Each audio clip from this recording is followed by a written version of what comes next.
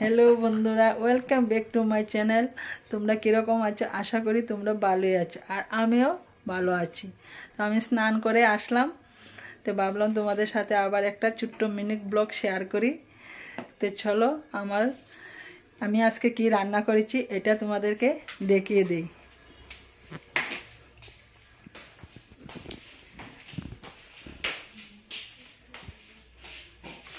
এই দেখো বন্ধুরা, আজকে খিচুড়ি বানিয়েছি।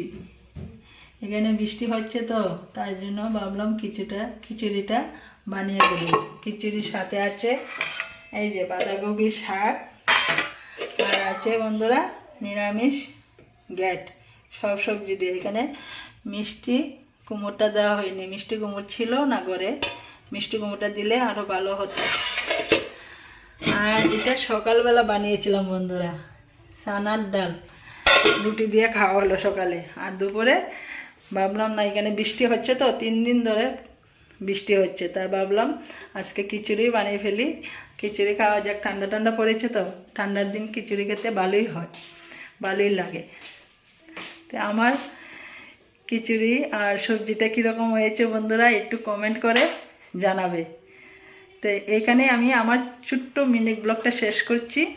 ভালো লেগে থাকলে একটা লাইক করে দিও। টাটা।